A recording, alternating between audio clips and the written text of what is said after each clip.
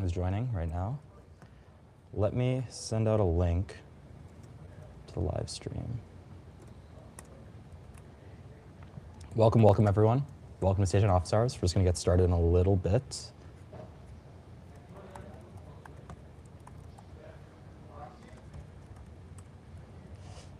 Cool, cool, cool. Let's see if the YouTube stream is up.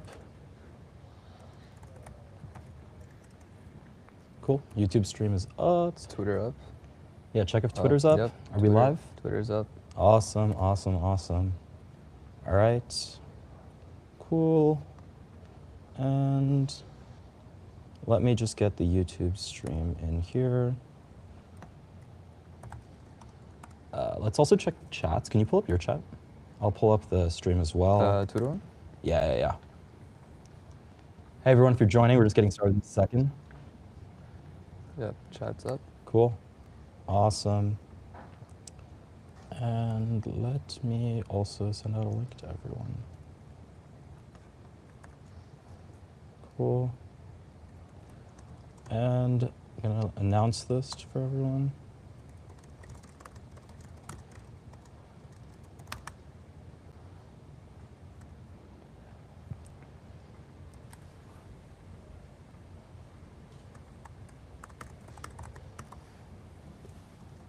Cool. Awesome. All right, well, we're just waiting for everyone to hop in. Hey, everyone. Thanks for joining. Welcome to Office Hours. And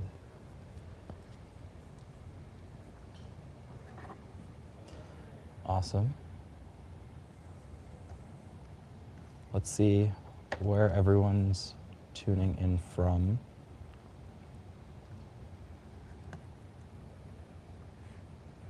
Cool.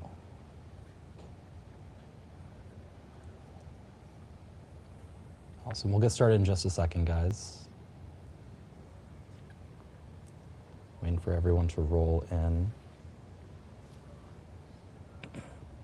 Also, if you want to talk to us live, feel free to join the Discord, and we're answering questions there as well. So feel free to go to stagehand.dev/Discord to ask us questions. I will start a thread.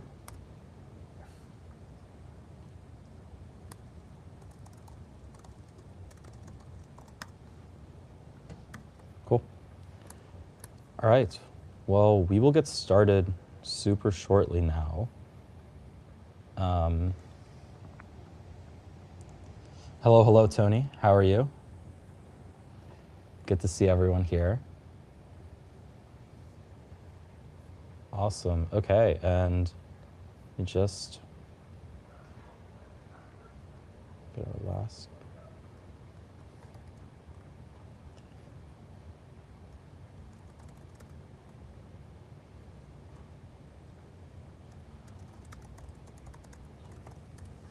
Okay, great. Give me 1 second. Trying to get. Hey, Golem, do you mind disconnecting while I try to get the stream set up? I'm just trying to. There we go. Okay, I'm all good, Golem. Cool. Awesome. Okay, well, let's get started then. Welcome everyone to Stagehand Office Hours. Super excited to do this. This time I'm joined by Samil, another member of the Stagehand team. For those of you who don't know, I'm Shrey. I lead growth for the Stagehand team. Samil, do you want to introduce yourself really quickly? I'm Samil, also endpoint on Twitter. And I'm on the Stagehand team as an engineer.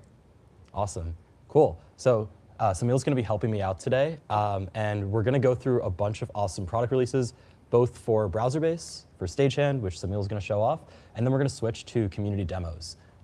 So super excited to get started. To kick this off, Kyle, I'm going to bring you in to talk about browser functions and why they're so cool. So Kyle, I'm going to bring you on now. There we go. Hi, everyone. Yeah, I'm Kyle, growth engineer here at BrowserBase. And today we'll be talking about functions, which we released on Tuesday. Cool. Awesome. So Kyle, tell us a little bit about functions. What are functions in a few words? Yeah, like to put it in a sentence, functions are AWS Lambda, but with a browser built into it. So you can deploy your code to like browser base, and we handle everything for you, like from the deployment to the builds to the invocations, and we have like best C class observability such that you can see everything going on behind the function. Cool. And so what did, like, before browser functions, right? What did this look like? Like, how would you have to build these kinds of things? Yeah, so before functions, let's say you spend like all this time using browser base, testing your code locally, building your perfect browser agent or automation. And now it comes time to deploy. You have to like deploy to your own cloud or like pick up like an execution provider like Temporal or like another company to like actually execute your code. And that's like a pain for a lot of people. Like you have to juggle multiple providers. If your code is running like in different regions or like if on different like cloud providers, like it's going to be a little bit slower. So we built functions to solve. You can deploy both now your code and your actual browsers to browser base. Cool. Awesome. And so yeah, why don't you hop in and show us how it works? By the way, also I think your connection might be a little spotty. If anyone else has issues seeing Yeah. Kyle's stuff, just let us know.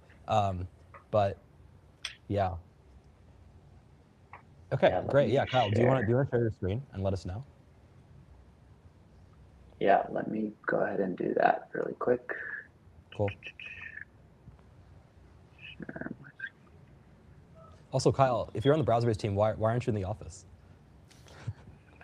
Yeah, I'm currently in Los Angeles for Cool. finishing up my degree. So I'll be there very soon. Okay, sick. We're excited to have you back soon. Still in school, bro. All It's right. NGMI. Still in school. NGMI, bro. I'm Gotcha. kidding. Can you guys see my screen? Yeah. Cool. So getting started with functions is like super easy. We have like a CLI. So here, I'm gonna create like this template functions project to get started. Yeah, and Kyle, do you mind zooming in so everyone can see? Just like, yeah, Yes. bumping everything up. That is awesome. Yeah. Great. Massive terminal. Yeah. Cool. And so this is the browser-based functions CLI? Yes. Okay. So basically you run this command and it creates like a very like template browser-based functions like project. Okay. So let me pull it over. I have another one with my stuff already set up. Cool. Here. And so what's the code that the CLI generates? And can you also zoom in here? Zoom in. Great. Thank you. Oops. Let me get rid of this. Yeah, so the template is basically super simple, goes to Hacker News and then gets the titles of the articles, like the top 3 that are on the website. This is just executing using Playwright. So something that a lot of people should be familiar with. I guess considering that this is like a Stagehand office hours, yeah. Cool. But yeah, it's super simple. Let's rename the function. We'll call it Stagehand office hours. Oops. Cool. And so how much of this is like new to functions and how much of this is like existing automation code? Yeah, so like with functions, it's like very relatively simple to get started. You just have like one like function, which we define here to be the Stagehand office hours function. And then within it, we're able to connect to the browser that every function like comes with. So like every time you invoke a browser-based function, it comes with a browser. And so like here we connect to the browser and then are able to execute like the rest of the function itself is just all Playwright. We go to Hacker News, we navigate, we find the like title selector, and then we extract. Cool. Awesome. And so yeah, show us what do we do next? Yeah, so now like let's say I've written my automation, built my agents, and now I want to deploy it to browser base. I'm going to use the CLI. So let me see, PM. So we can actually test in dev first. Okay. So just to make sure like it works locally, like we expose an endpoint for you to hit, and you can invoke the function just like this. But then also like let's say like I already know this works. It's like the template that we were given. I'm going to publish it to browser-based using the publish command. So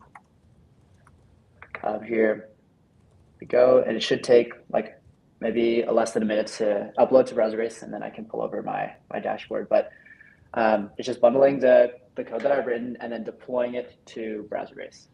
Cool. Okay, and so like talk us through, I know this has been in the works for a while at browser-based. What kind of like, makes this technically complicated? Like what's going on behind the scenes when you like, deploy all of this stuff? Yeah, so not only is it like taking my code and like pushing it to browser-based, I think one of the biggest things is that like now that everything runs on browser-based, we're able to make sure that your code runs in the same like not the same. It's co-located. Lost for better words. Yeah, like we're co-locating your code with your browsers. So execution is going to be a little bit faster. We've seen like up to like 70% execution speed improvements when using functions like rather than not, which I think was a big challenge there. Gotcha. Yeah, and give me 1 second. I think that I'm hearing from viewers that this screen is kind of small. Oh, thanks for flagging that, guys. Let me see if we can fix that for you. So, can anyone let me know, can you still see the screen or is it still too small even now? Switch screens to Kyle. Great call, guys. Yeah, let me do that.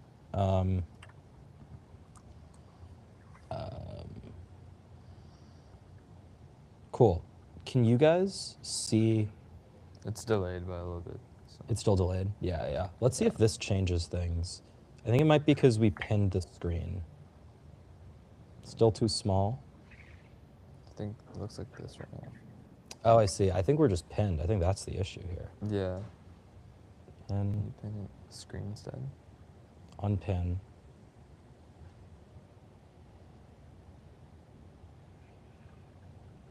All right. And yeah, while that's building, let me see if any of this changes things. Yeah, sorry about that, guys. For us, the screen looks the biggest. I'm going to swap that around for you. Pin Kyle. See if any of these swaps work to fix the screen. It's like delayed. Still delayed. Yeah. Too small.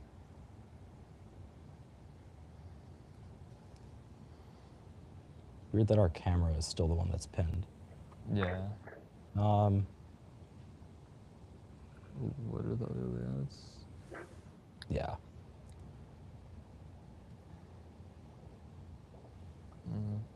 What if we just turn our cameras? Yeah, we can turn our camera off for now too. Let's just do that. Let's just do that really quick. Okay. Kyle too, right? Yeah, no, am I the biggest one? I can turn it off. Yeah, I think just so that the screen shows bigger. Yeah. Sorry, that's super weird, guys. Let's see. Give it a sec.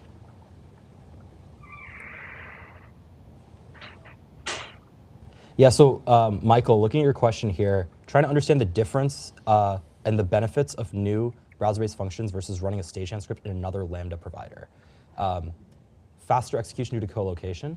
Yeah, that's exactly correct, Michael. Basically, when you're running on our infrastructure, sorry again about the screen. This is really strange.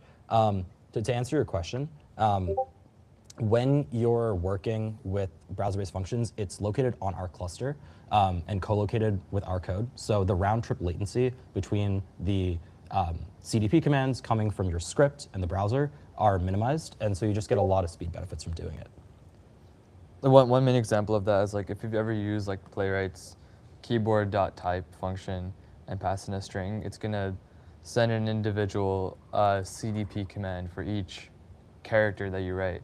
So if you've ever had an experience where you're typing out a sentence or like an email or name into an input, and it's like SHREY@browserbase.com, and it takes like a whole minute. So that problem no longer exists with browser functions because they're co-located like literally right next to each other, like physically. So that latency is just like extremely minimal. Yeah. Kyle, do you actually mind resharing your screen? I think that might fix the issue. Yes, I will stop and then. Yeah, I think it might be the order in which things show up. Boom. Let's see if that does it. and then we can continue with the demo. Yeah. Yeah.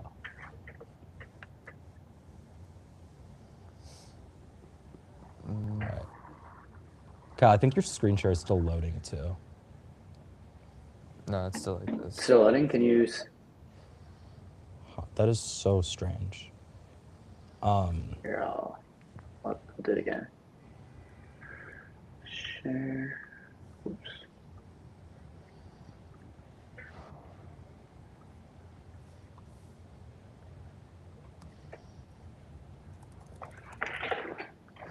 Okay. Yeah, sorry about that, guys. From our side, the screen is the biggest, and we're trying to figure out why that's not working.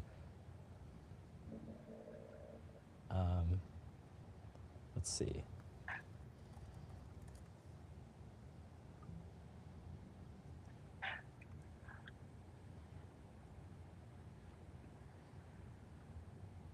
Cool. And so let's see now if the screen is the biggest. Do you want to show this off for everyone properly? Yeah, can you see? I've got cursor open. Yeah, it's taking a second. Stage.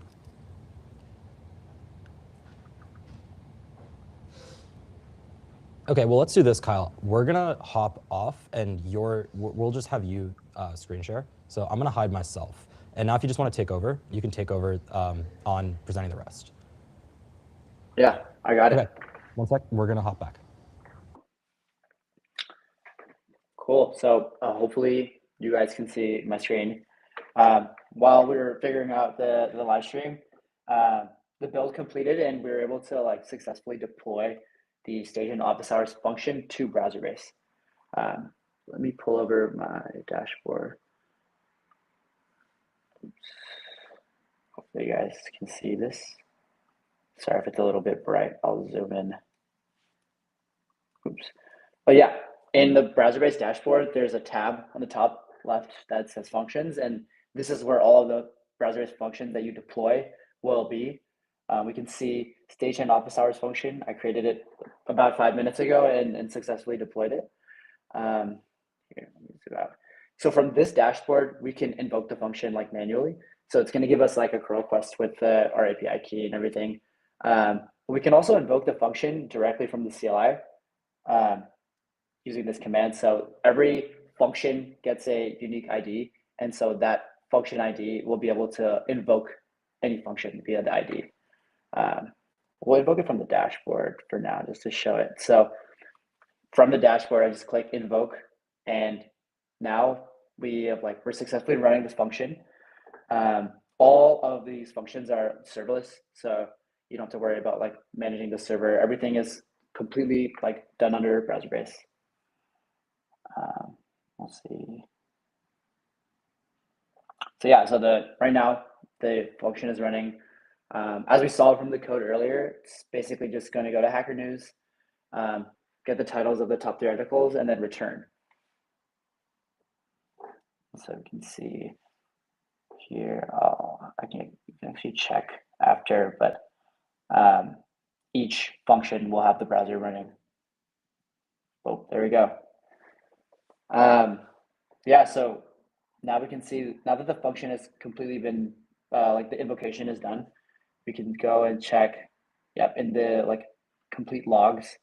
We were able to open up a browser session, go to Hacker News, and the top 3 stories today, 5.3 Codex, Spark, Gemini 3, DeepThink, and then an AI agent published a hit piece on me.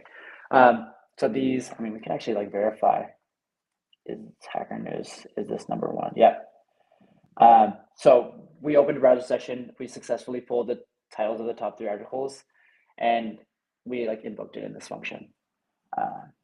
Let's check on my sessions. So this one's probably 318.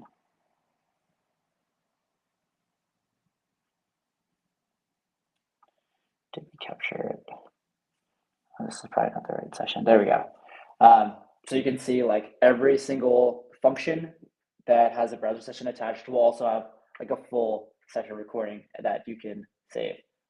And then for debugging, like you're able to get function logs, execution logs, but also like go through the browser session itself and make sure that everything is executing exactly the way that you want it to. Let me see, is there anything else? These are all the function. These are the build logs. But yeah, functions makes it really easy for you to not only get started with browser-based, but deploy and actually get code running in production. One of the biggest humps that people face is like after having browser automations, like deploying it to prod, then there's like okay, if I deploy it to my own cloud, then it's like 2 providers, but we're looking to consolidate your entire like infrastructure for browser agents and automations here to one place, and that's going to be browser-based. So cool. I think if we have any, there we go. Yeah. Hey, what's up, Kyle? Yeah, sorry everyone about the stream. I think we have a bug in Riverside, so we'll fix it for the next demo. Sorry if that was hard to see. Kyle, I think you just had to, we have to zoom in like 500% while this is happening. I think it's like, on our end, we see the screen as the biggest. Yeah. But yeah, cool. So Kyle, how do we get started with this? Functions are live for everyone now?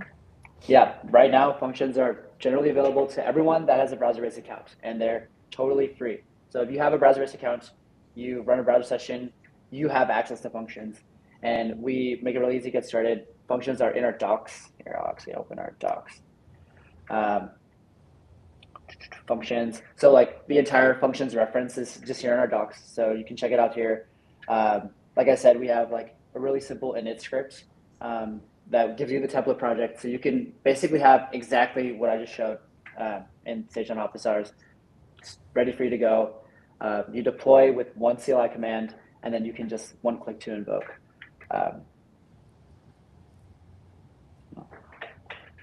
Cool. Awesome. Well, thanks, Kyle. We'll swap over to Samil for the next demo. Appreciate it. Oh, yeah. Thanks for having me on. Yeah. See you, Kyle. All right. Cool. Awesome. Oh, yeah. And so Kyle is still screen sharing. There we go. Oh, there you go. Okay, cool. Now we're back. Sorry about the technical difficulties, guys. If you are interested in using browser functions, they're live. Just go to browserbase.com, and it's the first link at the top of our page. Free for everyone. Anyone can use it. And it's super easy. You can just one-click deploy. So, sick. Yeah, cool. Okay, so we'll transition to our next demo. Samil is on the Stagehand engineering team. Has been working on a really cool project. This is the one that we've been teasing that makes your Stagehand automations up to 80% faster. So, Samil, tell it to us. What is this project? Yeah, so we've been working on this project called Action Caching, which allows you to not have to make any inference on any subsequent LM calls you make. So let's say I'm doing a workflow to search on Google, and I'm typing in Shrey because he's so cool and I want to know more about him. So I do stagehand.act, type Shrey into the search bar. The first time, what it's going to do behind the scenes is get the HTML tree and find the element that you want to act on, and output the selector. So that LM inference, it's slow, it costs a lot of money over time as you scale. So what we do is we cache that inference, and the next time you run it, the next 100,000 million times you run it, you're not going to use any LM inference. And when it breaks, let's say Google updates their homepage for the first time in like 30 years, and the search bar moves, then it's going to self-heal and update the cache, regenerate, and yeah, everything goes smooth. Yeah, so, sick. All right, so we're going to try to hope the demo gods are safe to us. Do you want to try a screen share? Yes. Yeah. Presentation? Try screen share. Yeah. Cool. Cool. How does that look? Window of death. Yeah. Let's keep that open for a second, and I'll check to make sure that the stream looks good for everyone. Perfect. Looks like we're still having the same issue. So what I'm going to do is I'm just going to turn off our... But the mutes us too. Yeah. Oh, is this going to cause the same issue, though, where our screen is going to be super small? Go to YouTube. Yeah, we're still going to have an issue. Should we leave the studio and start? Sorry, just 1 second. Yeah. So yeah, guys, we're still having the same issue where the screen share is a lot smaller. What I can do maybe is, why don't you join from, so you're on your computer, why don't you just turn on your camera and your mic, and I'll turn off from here. Cool. Ready? Yeah. Yeah. There we go. Mute that. Okay, awesome. How does this look on the stream? Does it look like a... Yeah. we'll give it a second and see. Okay, cool. Sounds good. Okay. Okay, so this is a stagehand script. I'm using Zed, not Cursor today. Shrek put me onto Zed recently. I've been hooked. So this is just a simple script that goes to example.com, my favorite testing website, and extracts the header text. So very, very simple task, but it's just for the sake of demo, it's gonna extract this text right here. I'll run it the first time. PM an example. Text is a little too big this time. So it's gonna run through it. What it's doing right now is that it's calling the LLM and it's getting the selector for the extraction and then running it. So as you can see, we use 219 input tokens, total 235. And let's say I was running this on like, maybe I'm extracting like an LSE, like EIN online, and like I'm running this like 1,000 times or 100,000 times for every website in. Oh, sorry, I'm looking at this camera. Yeah, you're looking at For every business in San Francisco, it's gonna cost me probably thousands of dollars in token costs. And like in production, as you scale, like these are very real numbers that you can hit. So I ran it the first time, and if I get the cache entry, you can see we ran this 5 times. Now I'll run this just one more time. Now that Stagehand has seen this action a couple times and it knows that this is like a valid entry and it's a correct action, we run some validation in the back. The second time around, you can see that there was no inference. There's no token metrics being logged here. It was just saying session started the extract task. The whole thing took 344 milliseconds, and most of that was just starting the session. So the actual extraction basically happened instantly. And yeah, I can even hop in my dashboard, and I guess we'll look at the first session. So this is the one that ran without any caching. Let's pray it loads. Okay, here we go. Extract, and as you can see, it used 517 tokens for the whole extraction, and the output was down here, example domain. And now we go to the new one, which, by the way, if you look at the comparison, it cut down by like it's 2/3 of the original time, which is basically the numbers we've been seeing in production. You can save up to 80% on token costs. Time, you can save up to like 90%, depending on how deterministic, or sorry, how I guess structured your workflow is. But yeah, total tokens 0, and result same thing right here. So yeah, duration 87 milliseconds, which is just the server latency. So yeah, pretty cool demo, as you can imagine. Yeah, awesome. As you scale the automation and like different use cases, like Stagehand is just gonna continue to learn, become better over time as you use it.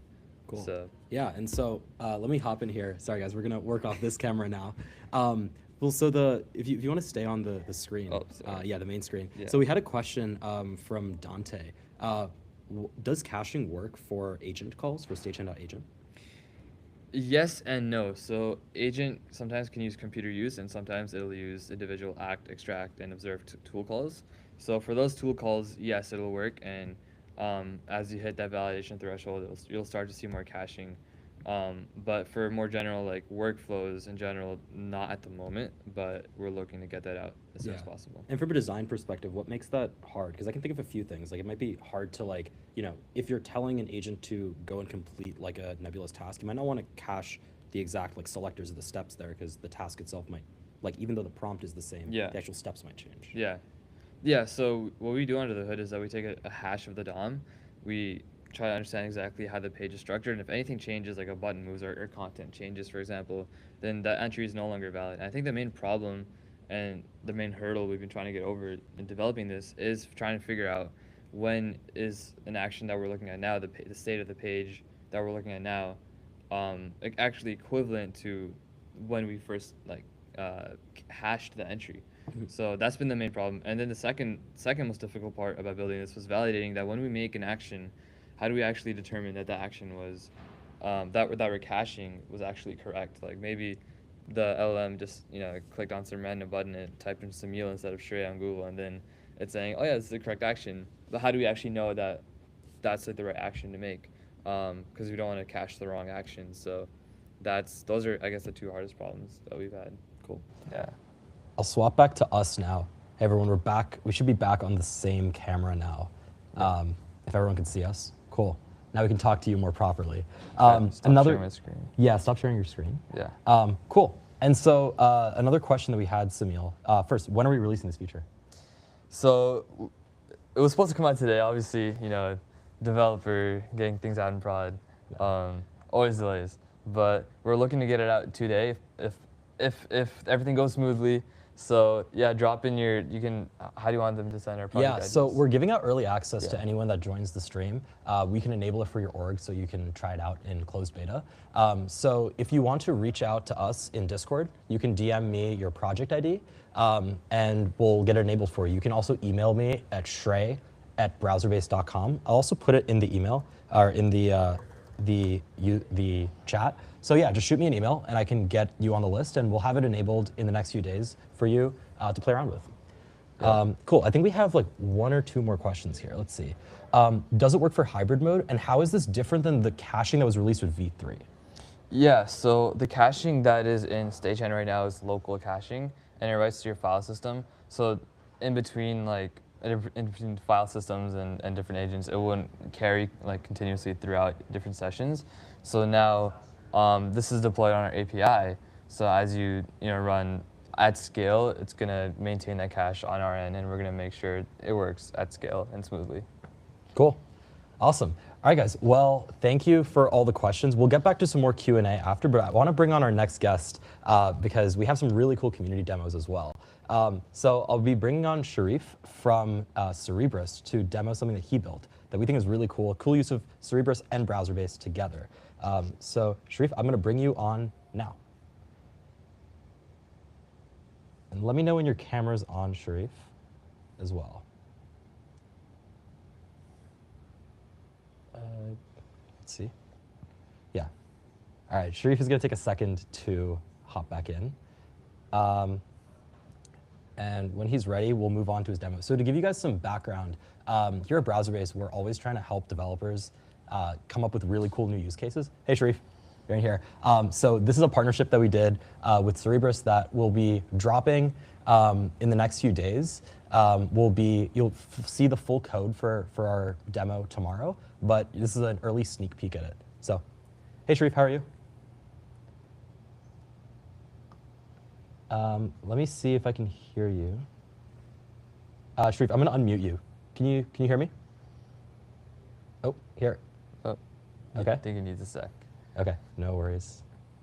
Let's also see in the meantime while he's sharing his screen if things look correct. Awesome. Yeah. All right, okay, the demo gods have saved us. We can now see screen share.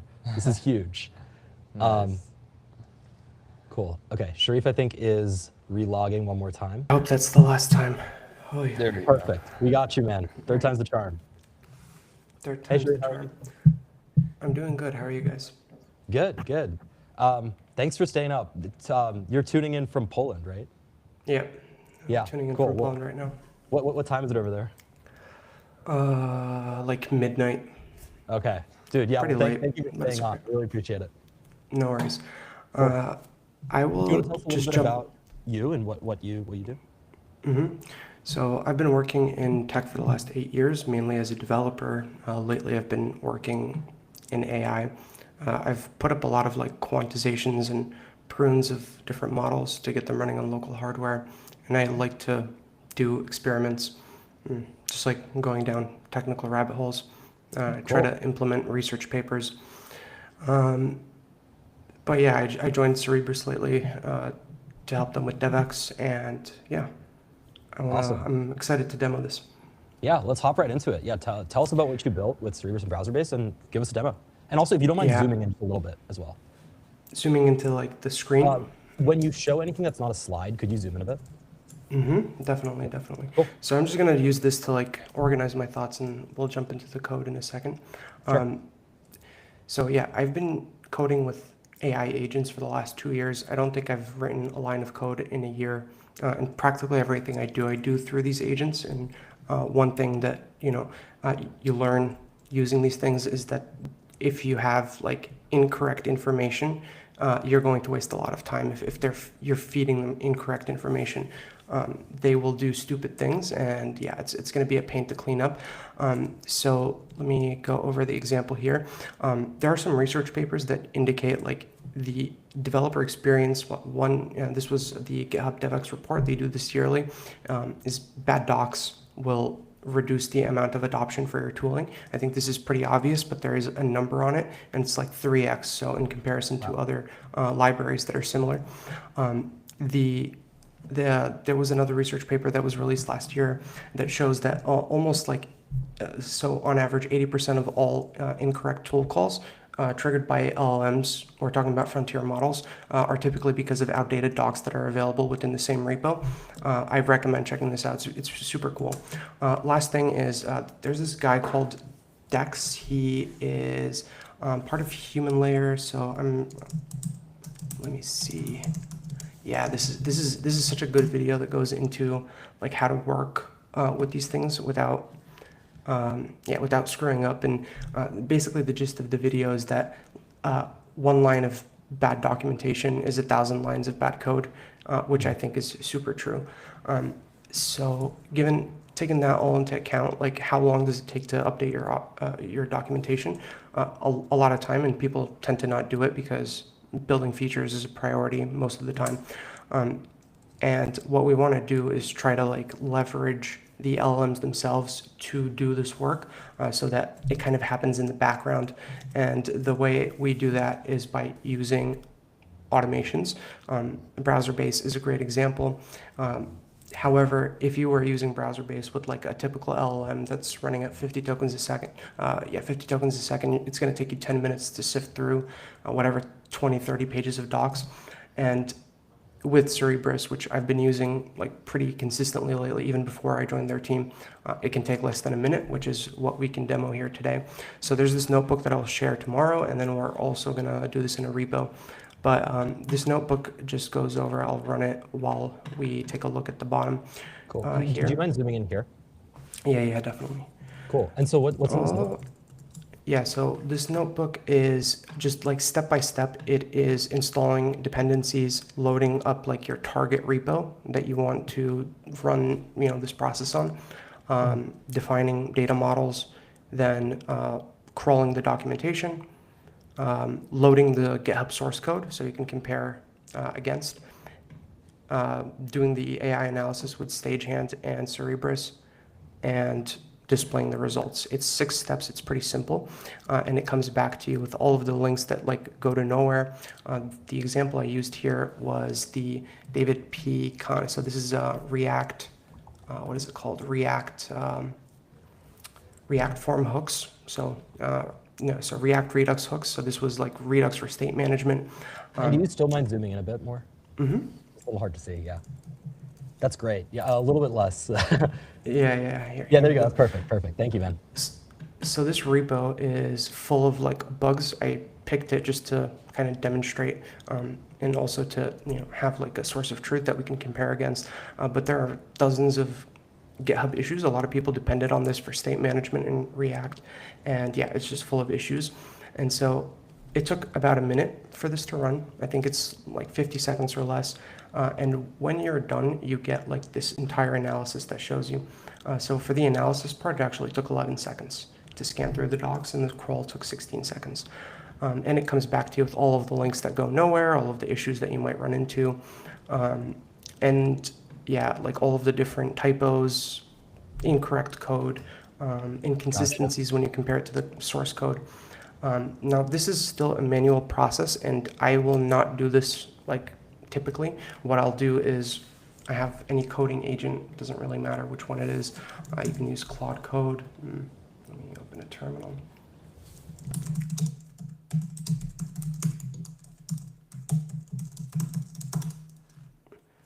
And we can open a third, but any one of these will do. And Sharif, I think we can only see Chrome right now. I'll just share 1 second. Yeah. And in the meantime, can you also tell us like what parts are you using Browser-based for, and what parts are you using Cerebras for? Yeah, so all of the browser interactions. So like there's 2 types of issues that we run into. One is just the website itself linking to incorrect places, like things not rendering. This is stuff that browser-based can handle without like an LLM being attached. It just scans, it hits 404s, it collects them into a map. Then there's the second part, which is the actual content that needs to be analyzed. So that part I'm using Stagehand with the Cerebrus model. I'm using GPT OSS 120B, but now that we have this new model, it's definitely better. I've been using it for the last hour or two. Cool. So and do you also these mind are- zooming in a little bit here too? Thank you. And Yeah, I'll great. do it here as well. So this is Pi. It's my favorite, like Claude Code, Pi, Codex. They're all the same. This one just works really well with open weight models. But we can run a docs analysis. So this repo, I installed the open code repo on this machine. So it's basically comparing the open code docs against this directory here, like the code base, and it's going to come back to us with all the issues. So unfortunately, this extension doesn't let us see what's going on, but within 20 seconds, we're going to have like the full document. In the meantime, I can just show it here, so we don't have to wait. But this is the report. Let's see. Yeah, it's still doing its thing, but this is the report. I ran it like 10 minutes ago. It crawled 30 pages. Do you also mind changing your screen share again? We can only see PS2. Yep. Yeah. That's kind of strange. I've Yeah, used can you not share your entire screen? Is that possible? entire screen. Yeah, Yeah, go for it that. is. Cool. There you go. Is that better? Yep. Yeah, we can see everything. So, Cool. And so this is the result So- of the script you wrote? Yep. Cool. So here it is. It just like ran. So it's running inside of the code editor, and then it Okay. produces this. So this is the final report, which tells you like all of the issues that it found. Here Wow. it crawled 30 pages. It found 209 issues. A lot of them are related to accessibility or just like what are these called, typos and incorrect grammar usage. But it comes back to you with a list with links back to where the issue occurs, like in precise locations, and you can scan that to see every single one. Now, this is not 100% accurate. There's always like something that the model will get wrong, but as the models get better, this gets more accurate. I think you've seen this yourself, Shrey. Yeah.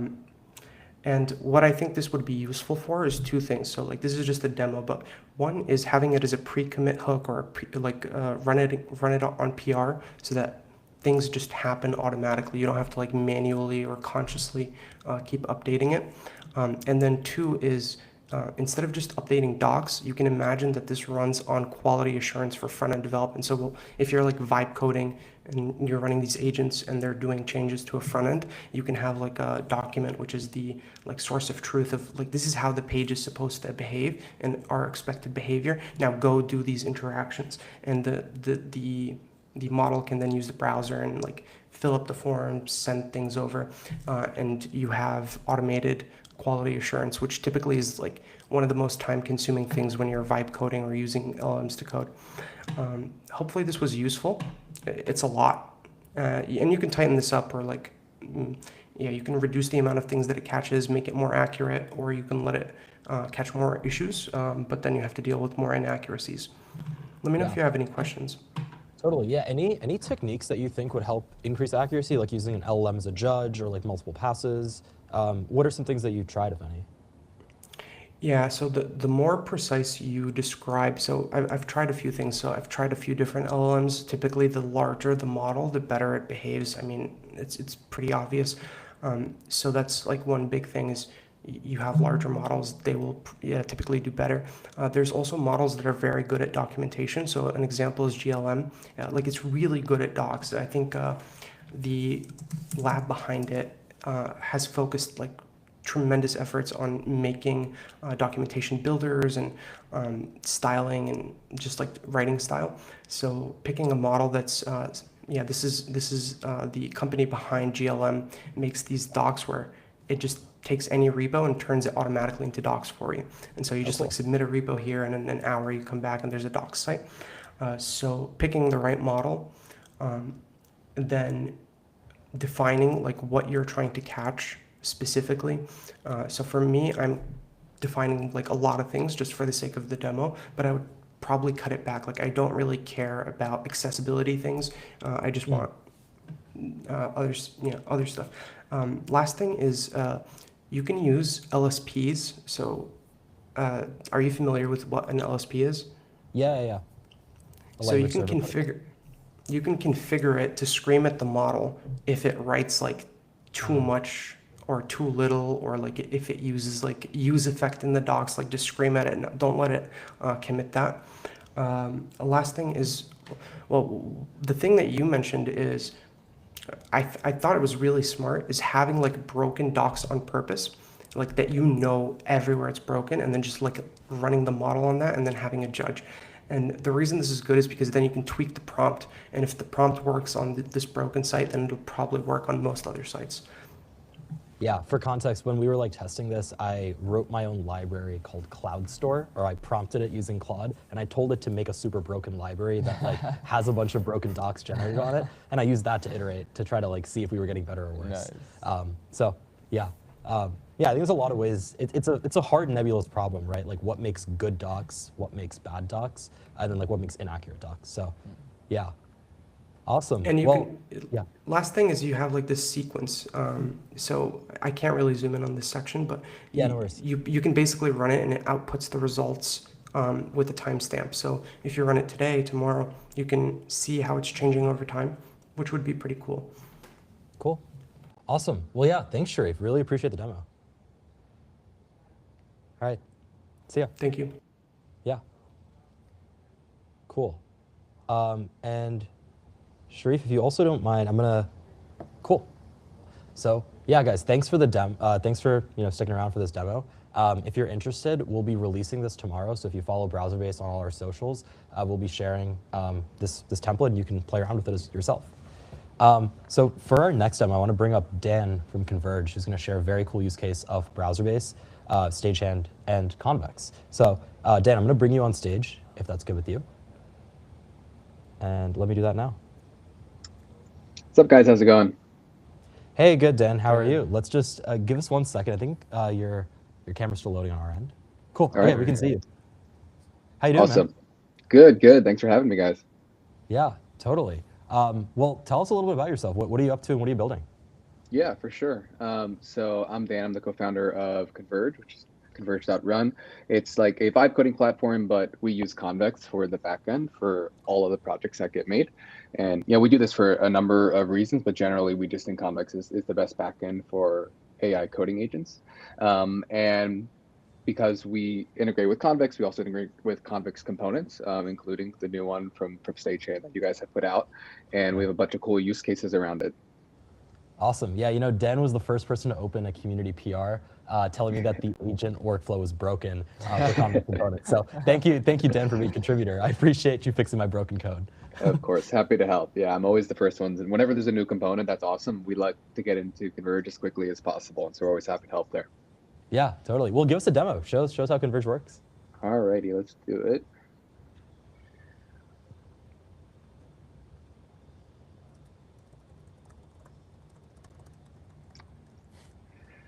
Awesome. And cool. Yeah, we can see your screen. Cool. So yeah, familiar kind of UI that I'm sure a lot of people have seen. Got a prompt box to kind of get started with any app you want to build. If you just tell it, hey, I want to use Stagehand or I want to do anything related to browser automation, our agent will know to pick it up.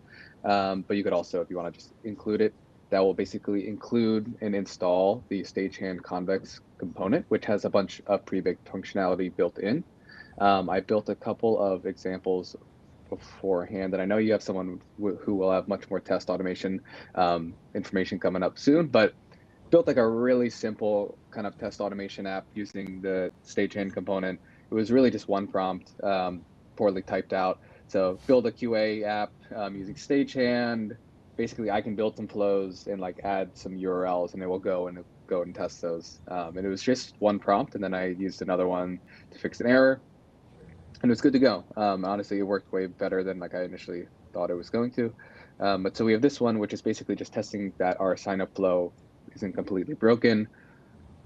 And I can just click run test, and this will kick off an action from Stagehand to go visit the site, go click on our sign up button and make sure that it could reach the modal on the next page to actually sign up for Converge.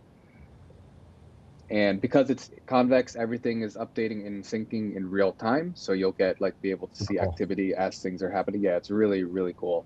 And we can see this one just passed. Awesome. Yeah, and tell me a little bit about like the agent harness. I know there's so many like different like vibe coding platforms. Are you using one of the open source ones like OpenCode or Claude Agent SDK, or are you like rolling your own like infrastructure here?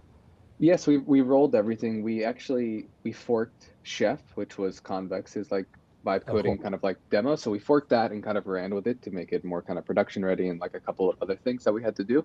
But yeah, it's totally like our own implementation. Like everything in the harness is done by us. And yeah, the biggest difference here is we using Convex on the back end. So very relevant for people who are aware of Convex, but also if you aren't, it's just a much better experience. You're just much more likely to get a better working app with less credits and less debugging when you use Convex as a backend for all the reasons that we love Convex of, TypeScript front to back, the type safety, so on and so forth. Yeah, totally. No, I feel like a lot of these frameworks that are like type safety up front, super reactive, like just work great with these models. They don't have to worry about like waiting for some server to rebuild or, the nebulousness of not having great type safety. So it's cool to see a framework like Convex just, kind of work really well with this new paradigm of vibe coding. Yeah, and as we were talking to them the other week on MAU, like they've always put a lot of emphasis on the DX for like humans, and that has just kind of also turned out to be good for agents as well. And I think there are areas where it's better for agents than humans, but like generally, like this has like aligned, I would say, and they've thought about that deeply for a while. And I think like one of the most important aspects that makes it so good for agents is that like everything is represented as code. So like the agent can have the full context of everything of the back end, the front end, the auth, like all just represented as code, which it's very good at understanding compared to like other platforms where it's kind of like abstracted in like different ways. Yeah, totally. And any thoughts on, like any tips that you have for people that are starting to build with Stagehand on things that they should keep an eye out for while you were building and integrating this comics component? I think, it really comes down to like, I think getting familiar with what Stagehand is even like capable of doing. And because once you kind of start to get going, it can be like a little intimidating up front. And we're trying to put together some resources to kind of get the juices flowing because it is so powerful. And I'm sure you guys see this as well, but like just giving people an idea of what they can build and then being able to do it in Converge just collapses down so many layers of ability that you no longer would need. So if you just have the idea of something you think that would be interesting to use via Stagehand, now all you need is like that idea to actually go and build it. You don't have to worry about any of the underlying code or functions or like architecture. So I think it's just kind of getting familiar with what's even possible for this kind of new set of users who are kind of going to be introduced to Stagehand, probably from like a different type of user base. Awesome. Well, yeah, so tell us, like, how do we get started? Do we just go to converge.run? Yeah, converge.run. Free to sign up. You get a bunch of credits to get going. And then, yeah, you just input something in the box. You can include, like, you can attach the Stagehand component directly, or if you just say, like, use Stagehand, or I want to, like, use a browser to automate things, like the agent will be probably pretty smart enough to be able to figure it out. And then API keys, and you're good to go. Cool. Awesome. Well, yeah, thanks, Dan, for the demo. Really appreciate it. Yeah, thanks for having me, guys. Yeah, awesome. All right, we'll see you. See ya. Bye, guys. Awesome. Well, yeah, if you guys want to check that out, you can go to converge.run.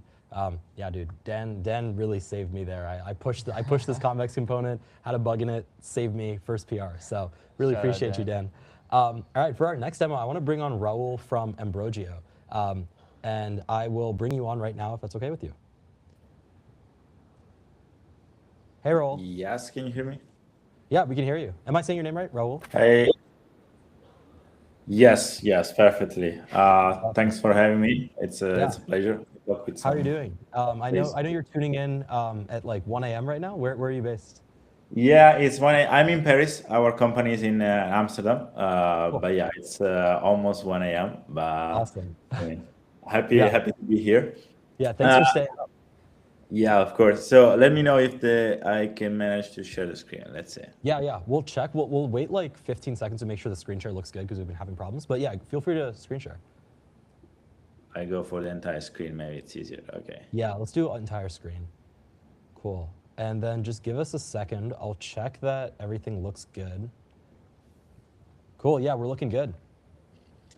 Perfect. Okay, it's very, very quick presentation. Cool. I love So the slides. basically, yeah, I love your style of the website, so I tried to copy it. Anyway, so basically, I'm the co-founder of Ambrogio. Saro, it's on the in the chat, and we built a QA automation layer. So it's interesting to see how the previous two demo talked about it. And we use Stagehand, of course. That's why we're here.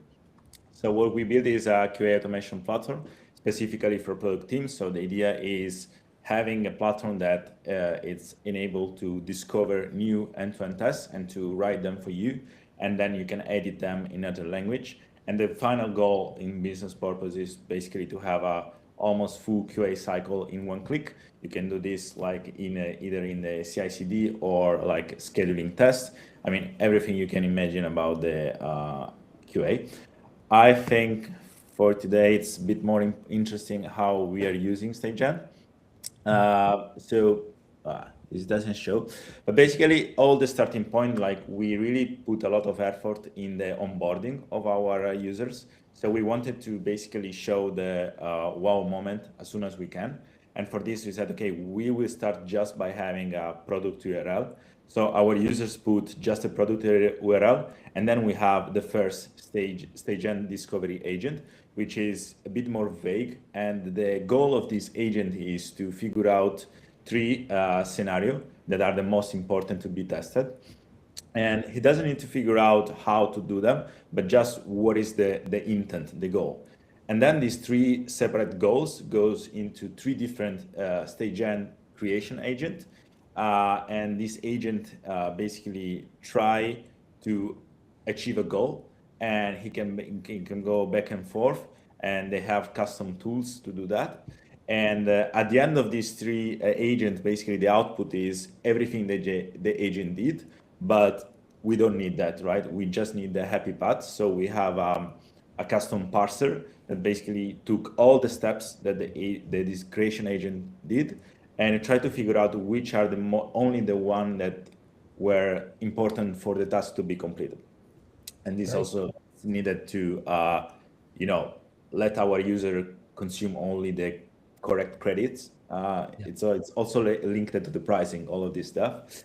And once you have all the scenario, then you need a quite more rigid Stagehand executor agent. So this agent is actually a QA tester. So he executes step by step the scenario, and if it's something wrong, it will stop right ahead. So I would say the main difference of this agent is how they behave and how they are strict or not in following instruction. And it's in the exact opposite direction. This is the most vague agent that we have. Then we have something more linked to a specific goal, but not to how to achieve the goal. And then we have a very strict executor that has a goal, but also the path on how to do that. Because of course, like QA, you need to be also quite reliant. So it's nice to have Stagehand to change a little what it does, but you don't want to, change too much because otherwise it's not fully QA. And basically, this agent, they are built in the same way. So basically, there is Stagehand, there is dedicated tools. For example, the discovery agent has its own email space. So the discovery agent is able to create an account on our user platform. So getting OTP or links. There is a whole architecture behind it, which is super simple but really cool.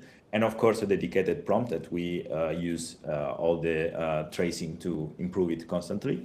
And I think that the nice part is the custom AI parser, where we basically say to Stagehand to put all that they found in the final message. And then we use this final message with an LLM calls to parse to what we need. Very cool. And that's it. I think I want to show you very quickly. I'd love to see it. Yeah, did you close out that little window you just moved around? You can hit X on that and nothing should happen. Yeah, there you go. Perfect. So this is our platform, and this is actually how we use them, how we use it internally. So this is linked to our CI/CD. Like whenever I push to production, like it's Friday, and then I'm sure like all these tests runs, and I can quickly check if I broke everything or not. And we really want to test the major things, right?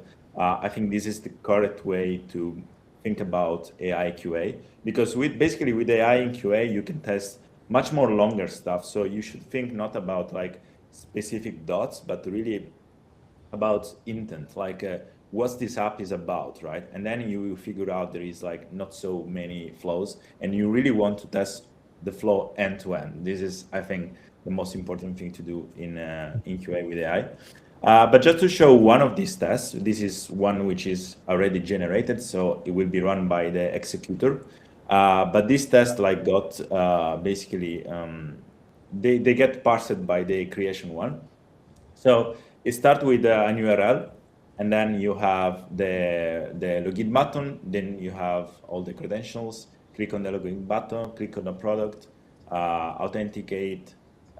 Verify the scenario is running, and then you have this acceptance criteria. So the stagehand knows which steps to take as a act basically, and which are need to be more on a verified.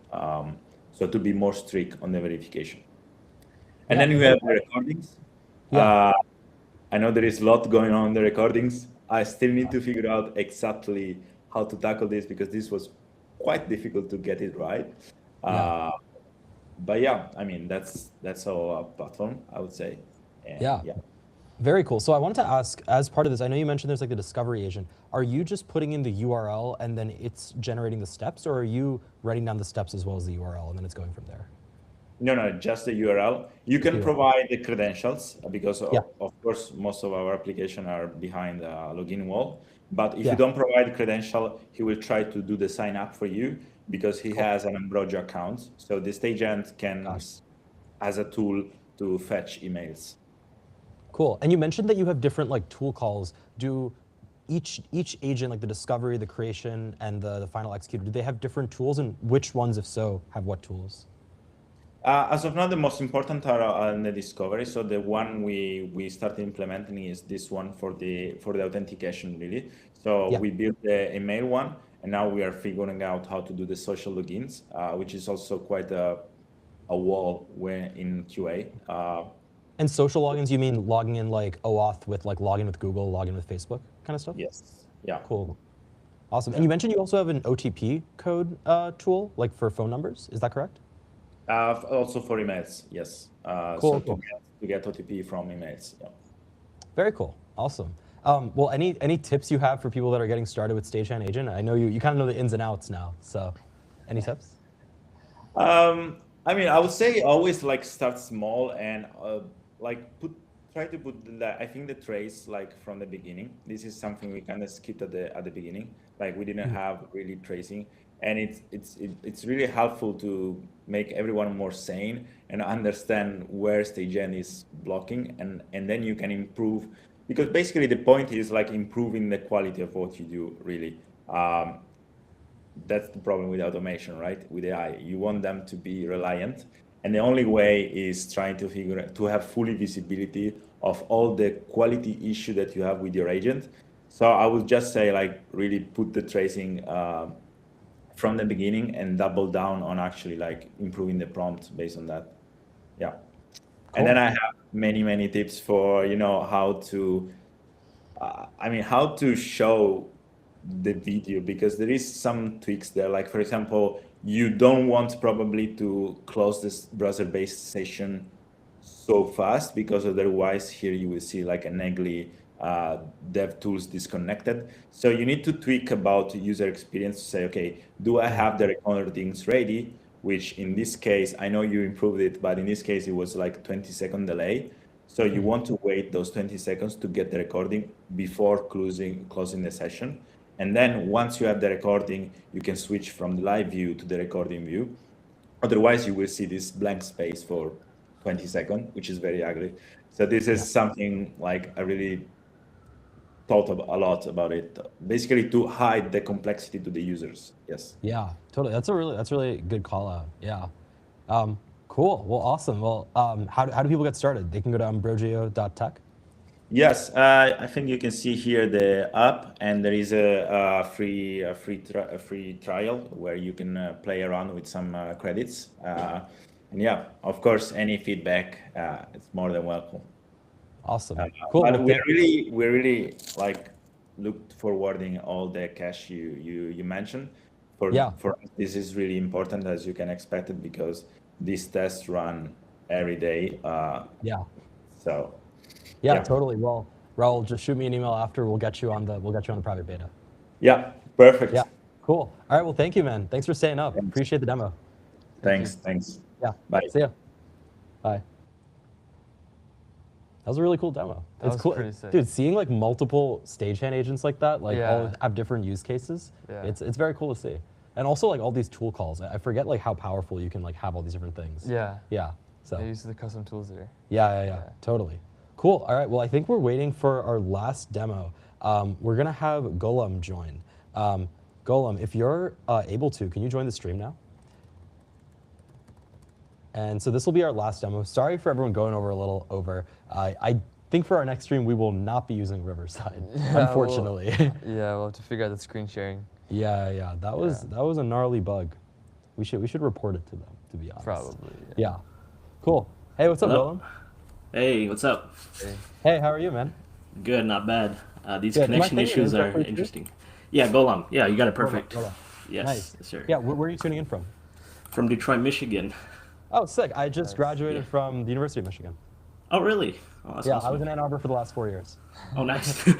Yeah. Yeah, I graduated from Wayne State here down in Oh, Detroit. sick. Awesome. Yeah. Cool, yeah. cool. Yeah, so Awesome. today I just had like a quick little thing I wanted to demo to you guys. I found out about you guys maybe like a week ago or so Cool. through Were Linda's you the one who video. found us through Linda's video. Yeah. Linda's video, exactly, yeah. Yeah, Yeah, that's it was awesome. very informative. And prior to that, I was like testing out Playwright a bit, but I found Yeah. out about Stagehand and it just seems to fit better for Yeah, the type totally. of automation I want to do. Yeah. So I'm just Yeah. gonna see if I can screen share here. It won't Yeah, go for take it. long. Yeah, try to share your entire screen if you can. I think it might be easier. Yeah. Yeah. Okay.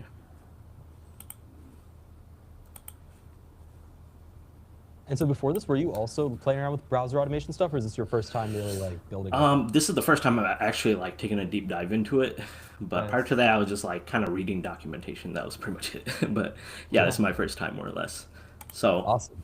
Well, your screen share looks good, so feel free to show yeah. us. Yeah. Okay, cool. Is it like big enough to where you guys can Yeah. Do you see, mind or just zooming in a little bit? You can just me see. control plus a little bit. Yeah, it's perfect. is that better? Perfect. Okay, perfect. Yeah. Okay, cool. So the idea behind my implementation with Stagehand was to essentially make the querying of print vendors faster. So if I go to my Chrome here, I can kind of go to like one of the print vendors my client works with, which is All Pro Color, and they have their own unique configurator, their own product line. And so my client would have various vendors that they want to, search up a quote for a very specific product with a very specific configuration. And so Stagehand kind of seemed like a natural remedy to this issue of having to go through every single vendor where they all have unique configurators and unique HTML designs. And so I can kind of demo how this works here Yeah, go for it. through my CLI. You can kind of see I have sorry, my camera's shaking. You can see we have a query right here in natural language. So this is going to be parsed by the LLM, and it's going to essentially be normalized by the LLM into a specific JSON structure. And it'll be compared against, all of the vendors' configurators, JSON structures as well. And so if I run this, hopefully I don't get rate limited because I was running into that with Cerebrus earlier. Yeah. Yeah, and I found Cerebrus to actually be the best at this. I know the screen's kind of small here, but Yeah. No, we if I can, we try can see it. Yeah. So okay, okay. here, let me try to expand it a little bit. Yeah. Oops. Awesome. Yeah. Wait. Yeah. Show us the steps. Show us what's going on the. Oh on yeah. Yeah. Let me move this down. So yeah, so I found this to actually work way better with Cerebrus because it's just lightning fast, but here it'll still complete because it's it's relatively a simple query. Yeah. So yeah, you can kind of see it's going through the different steps. So it's going to take kind of like an iterative approach where it'll apply one option and based off of that option, the other selectors may, change. Oh, I For see. example, if you have like a certain type of paper, you'll get different types of coding for that paper. And so that's also kind of the reason why I embedded the LLM to kind of make those decisions in this, because there's just a lot of dynamic content here. But hopefully it'll complete soon. Yeah. Cool. And so Yeah. what got you to this problem? Did you end up do you do this for your job, or do you end up like printing business cards a lot? Yeah. So my dad actually he has a print shop here based in Cool. Michigan. So this is just like one of the headaches he runs into, and he's not very like technological either. So for him to be able to go in and just put in like a natural language query and get a bunch of quotes from different vendors, it saves him so much time, and it saves me time too. Yeah.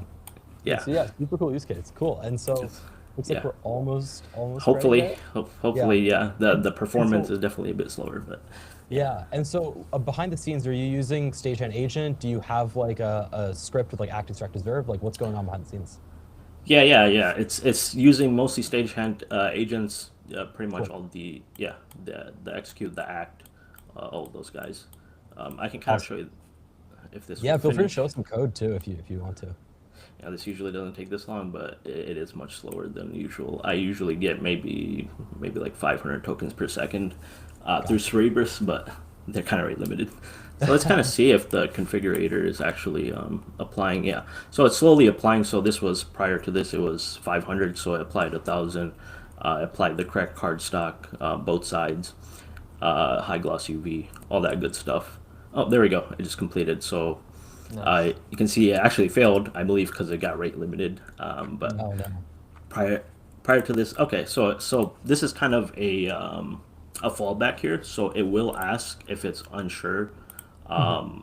of what option to pick because the user didn't actually include it in the query to begin with. So Mhm. here we can actually select a few options that Cool. it got from the HTML tree when it actually discovered the page. So hopefully Gotcha. this will actually work. And while this works, I'll kind of show you guys. Yeah. And if you want to, whatever files you open, if you want to zoom in a little bit, you Let's can do see. that also. Yeah. Hopefully Cool. you guys can see. Yeah. Okay.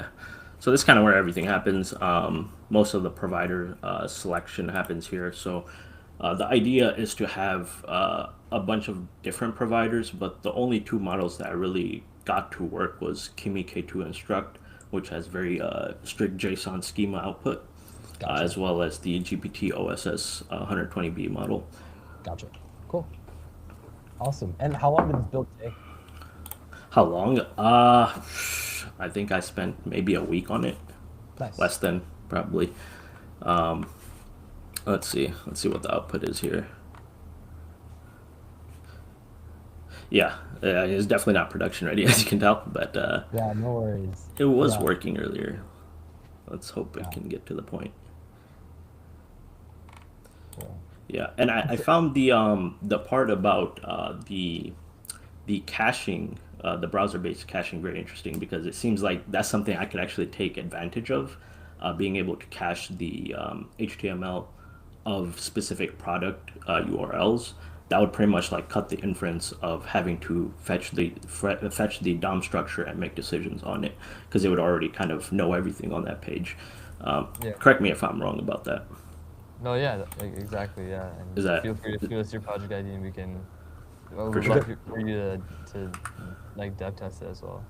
Yeah, okay, for sure. Sounds good. Let me try this one more time. Hopefully it'll run, but it does seem like it's gonna be a rate limiting error here.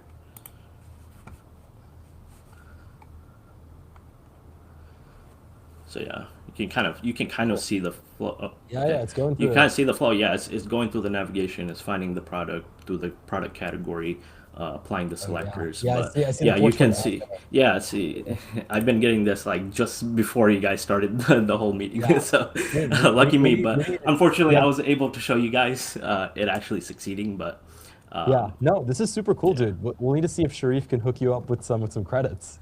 Yeah, exactly. That'd be great, please. That'd be awesome. We'll DM Sharif. We'll see what we can do. Awesome, cool. Well, awesome, dude. Well, tell us, like, are you Yeah. like a developer by trade, or are you just like hacking around with things? Yeah, so I actually work at a startup based here in Michigan. Cool. It's an event management platform, so not really related to this, but this is kind of Yeah. my like side project that I was just Cool. interested in seeing, how far has browser automation come, really, Yeah. and the fact that you guys use AI kind of in the middle of it is pretty cool. And of course, I like staying up to date on all the LLM things. Yeah, So totally. Any yeah. tips for anyone getting started with Stagehand now that you've like played around with it a bit? Anything that people should look out for or things they should think about? Yeah, I would say for stagehand, at least in my implementation, a lot of it is to do with handling edge cases. So whenever you have a dynamic page like this, where it kind of changes frequently, or you have selectors that are like dependent, um, you kind of have to handle those edge cases. And I kind of handled them just by allowing the AI to kind of decide what is the next step. And so maybe if you're stuck, maybe that's a solution for you. It's not very like deterministic, and it's probably not very reliable. But for something like this, if I get 99% accuracy, I'm happy. This isn't going to go into like production or anything. So Yeah. yeah, definitely take advantage. And also, if you're gonna choose a model to work with, I would choose something pretty fast for browser automation, because you saw it yourself. It was pretty slow. Yeah, totally. Yeah, I Yeah, know like the closed source model that we recommend right now is 3 Flash. Gemini 3 Flash just like 3 Flash. zooms through this stuff. Okay. Yeah, is Yeah. that pretty good at like strict JSON output? Do you know? Yeah, Yeah, it It seems to be is. really well. Also, if you Okay. want to pull it up and look at it yourself, if you go to stagehand.dev/evals, I'll show this to everyone else as well too. This is where you can see how every model performs, the benchmarks that we run on it, and so you're able to see like how different things perform. Right now, I think Cool. it's Opus 4.6 or Sonnet 4.6, whichever one is actually the top. But for the speed and the price, I think 3 Flash Yeah. is still the king right now. So. Yeah, 3 Flash is a very good model for the cost to performance ratio, it seems. Yeah, it's a great That's model. awesome. I will definitely Google- look into that. I didn't Yeah, know about the its ability to output, JSON, because I tried various models and most of them failed at that. It would really. usually, have some sort of wrong character within the JSON schema, and it would Yeah, just completely break. was that with open source models or with closed source? Yeah. I've been testing a lot of open source. I tried out I tried Haiku, because this was Yeah, also another like top performer, price to performance ratio. yeah, That one I believe did actually run successfully. I yeah, think most of the closed source models actually do run just fine. Um, yeah. Although I do tend to stay away from like the super light ones, like the 4.0 mini. Oh, They totally. like, you can see like the accuracy is obviously a little bit lower, but Yeah, it's probably not that low to make much of a difference. But my workflow is very AI heavy, so that's why I prefer to use a model that is smart enough to kind of make decisions in the middle, because you're usually getting like a request through here, a query through here that's not actually like complete. So the client or the user would put like request for 1,000 business cards, but not tell us what size he wants. And then the LM kind of has to determine and make the best guess as to what the user might have wanted. yeah, And there's also in the step clarification where it asks user for clarification, but that's a separate thing. I want this mostly automated. So yeah, yeah, I'll definitely check out Gemini 3 Flash. That seems like something that would be up my alley. yeah. Totally, Yeah, dude. cool. Awesome. Well, Yeah. thanks for demoing, man. This is really Yeah, you're cool. welcome. Unfortunately, I couldn't get it to succeed. It was doing fine earlier. Now it's not. So, You're all oh, good, man. The demo yeah. gods are Demo always hard gods. on us. Yeah, our Yeah, demo gods made sure we couldn't even screen share, so don't worry. exactly. Yeah, right. Yeah, that was It's crazy just work. today. Yeah. Cool, Well, cool. awesome, man. Well, thanks for tuning in and thanks for demoing. I really Course. appreciate it. Yeah, I appreciate you guys. It was Yeah, very informative. yeah, totally, man. All right, we'll see you. All right, see ya. Bye. Awesome. Cool. Well, that concludes office hours. Thank you all for joining. I know we went a little over. The demo gods did not bless us today. Did not at all. But for everyone who tuned in, a few more shout outs. For browser functions, you're able to use those starting today. It's free for everyone. Give that a try. API caching will launch next week. If you want early access, DM me on Discord, Shrey150, or email us at shrey@browserbase.com. We'll give us your project ID and we'll get updated. And then if you want to get tapped in with any more of our demos, or if you want to demo on one of these next time, join our Stagehand Discord. You can go to stagehand.dev/discord. reach out to any one of us. We do these every month. And we're excited to do more of these kinds of events for the community. Yeah. Yeah. Awesome, guys. All right, well, we'll see you on the next one. Thanks for tuning in. See you.